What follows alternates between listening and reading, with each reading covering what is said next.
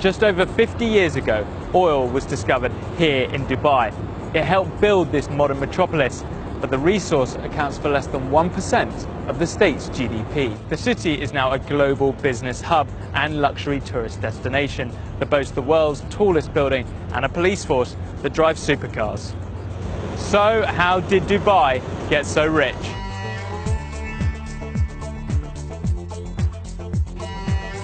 One of the main sources of Dubai's wealth is from its prosperous maritime activities.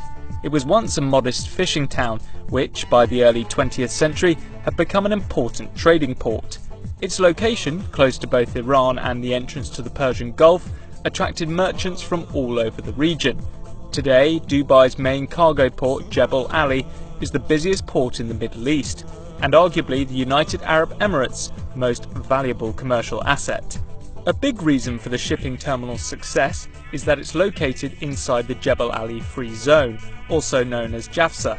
Spread over 57 square kilometers, JAFZA is the world's largest economic free zone. It's one of more than 20 other industry-specific free zones dotted around Dubai, all set up by the government. These zones attract businesses with tax breaks, custom duty benefits and no foreign ownership restrictions, all within a developed infrastructure that is run by an independent authority, helping streamline bureaucracy. Within JAFZA are now several thousand companies, accounting for more than 20% of total foreign investment in the UAE. The zone employs close to 150,000 people, helping generate more than $80 billion worth of trade, which accounts for 21% of Dubai's GDP. Extensive development in the city has come at a cost, however. The UAE has the world's 6th largest migrant population, with foreigners making up more than 80% of the people living in the country. The majority of that workforce is made up of South Asians working on construction sites for low wages and long hours in poor conditions, often unable to return home because their passports are withheld. But in 2017, following global criticism, the UAE's Federal National Council passed a new bill that gives workers 30 days paid vacation every year, 1 day off a week, medical insurance and a contract before starting work. But for Dubai's rulers and investors, this cheap workforce helped it become one of the world's fastest growing metropolitan areas.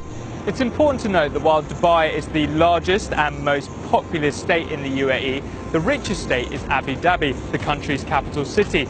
It currently holds 9% of the world's proven oil reserves. Back in the 1930s, Abu Dhabi began to discover its rich oil reserves, while its neighbour Dubai had failed to find any.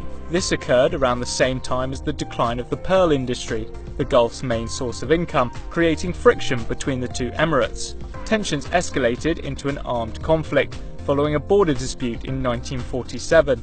British intervention did lessen hostilities, but it didn't stop Dubai falling into a deep depression, leaving many residents starving and having to flee to other parts of the Gulf. It was clear that something had to change. Enter Sheikh Rashid bin Zayed Al Maktoum.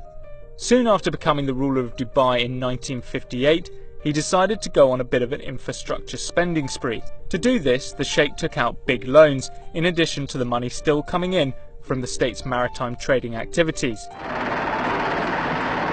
He spent the money establishing private companies, which then built electricity lines, telephone services, more ports, and Dubai's first airport. Much of the development in Dubai and across the Emirates has been facilitated by the British government.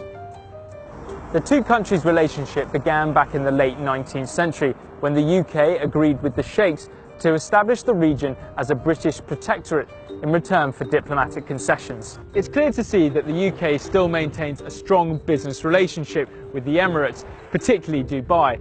That is the London Gateway Port, a new deep-sea container terminal 25 miles east of the city. It's one of the UK's main links between London and 90 other cities around the world, and yet it's owned and operated by DP World, a company based in Dubai.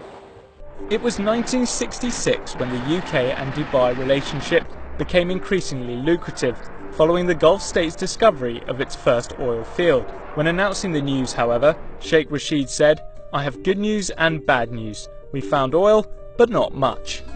The city, though, wasn't dependent on selling oil in order to thrive. Instead, the oil was used to fund Sheikh Rashid's existing strategy of basing Dubai's economy around trade, tourism and finance. That decision now looks like a good one as the world increases its use of renewable energy and moves away from a reliance on oil. Dubai now has the world's busiest airport for international passenger traffic, confirming its position as a gateway to the east. But it's no longer just a stopover, it's also become a destination for millions of visitors. The state's vast infrastructure made this possible, but for many years it was largely unused.